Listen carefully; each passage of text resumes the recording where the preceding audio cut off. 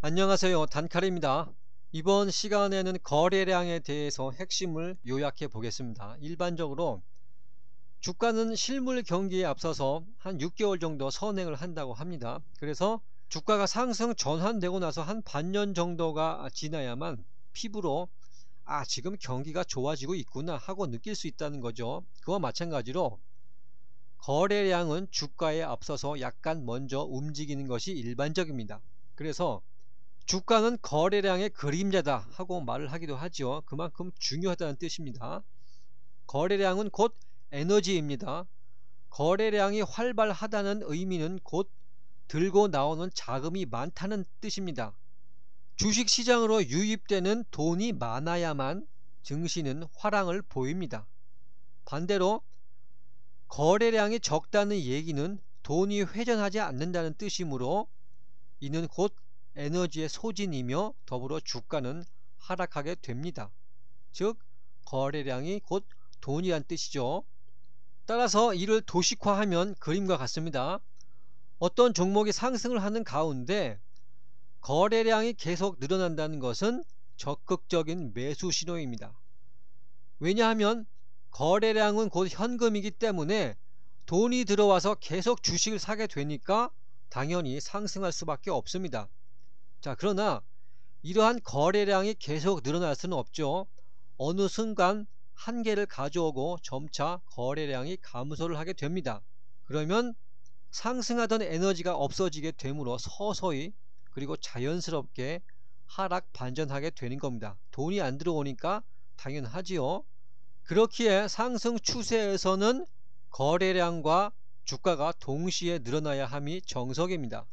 만약 상승할 때 거래량이 받쳐주지를 않는다면 이는 허상일 경우가 많습니다.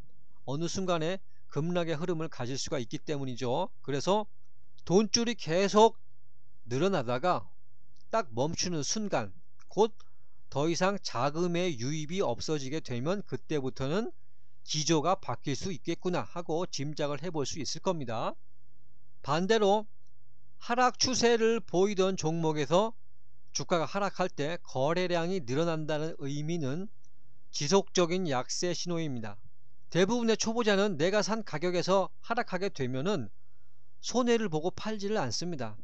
최소한 본전 근처에 와야만 팔고 나가게 됩니다. 따라서 이러한 심리에 의해서 하락하는 종목의 거래량은 대체로 감소하게 마련입니다. 그런데 이러한 약세 신호에도 불구하고 거래량이 계속 늘어난다는 것은 손해를 보고서라도 팔겠다는 의지의 표현입니다. 기관이나 외인 같은 메이저 세력들이 향후 증시를 비관적으로 보고 보유 물량을 계속 청산을 하는 겁니다.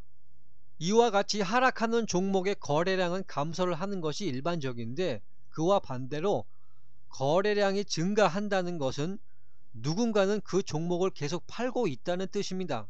그러므로 이러한 경우 주식은 하락 추세가 더욱더 깊어지게 됩니다. 그렇다면 하락 추세에서 거래량이 감소한다는 얘기는 뭔 뜻이죠? 그건 투자자들이 최소한 더 이상 팔지를 않고 관망하기 때문입니다. 그래서 매도 물량이 없기 때문에 거래량이 감소하게 되는 겁니다. 자, 이 그림을 보시면 이것은 1999년 하반기부터 종합주가지수의 차트입니다. 그야말로 이제 엘리어트의 파동 이론에 딱 들어맞는 차트인데 이 파동론은 나중에 다시 설명드릴 기회가 있을 겁니다. 일단 상승 5파동과 이렇게 올라갈 때는 상승 5파동으로 올라가고 내려갈 때는 하락 3파동으로 내려간다는 그런 이론입니다. 자, 여기에서 거래량 부분을 보시면 이렇게 주가가 올라갈 때는 점진적인 거래량의 증가와 더불어 큰 폭으로 상승하는 것을 알 수가 있습니다.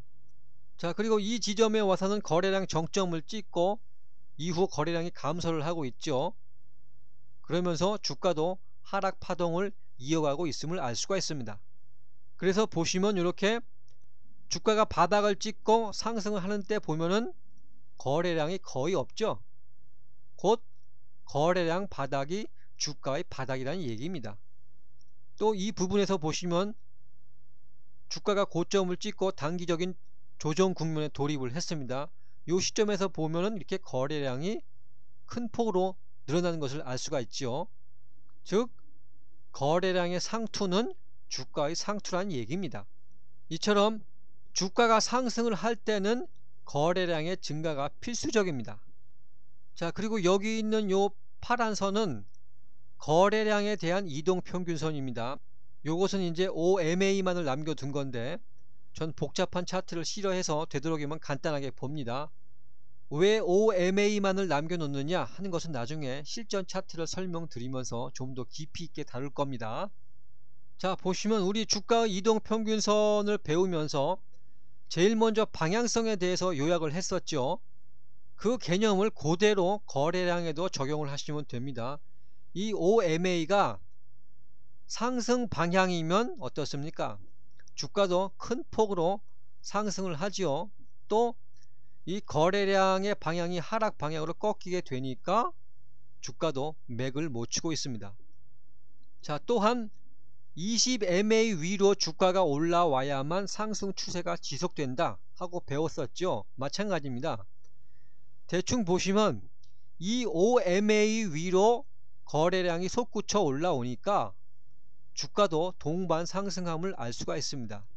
즉 주가도 20MA의 지지를 받으면서 상승을 하듯이 거래량도 이 5MA의 지지를 받으면서 상승을 하는구나 하는 것을 아실 수가 있겠죠. 반대로 이 5MA 아래로 거래량이 감소하게 되면 주가도 하락함을 알 수가 있습니다. 따라서 실전에서 보게 되면 바닥권에서 거래량이 점증한다는 얘기는 매집의 신호라고 볼 수가 있습니다. 반대로 고가권에서의 대량 거래는 고점일 확률이 있기 때문에 주의를 좀 하셔야 합니다. 여기에는 수급의 논리가 적용이 되는 겁니다. 곧 주식을 살 수 있는 자금이 막 들어오다가 어느 순간에 그것이 멈추는 때가 있을 거라는 얘기죠. 대한민국의 모든 자금이 주식시장으로 몰린다고 하더라도 언젠가는 그게 멈추는 때가 있을 겁니다. 그때가 바로 거래량의 최고 정점이 되겠죠. 이후로 더 이상 자금의 유입이 없으면 서서히 사그러들게 되는 겁니다.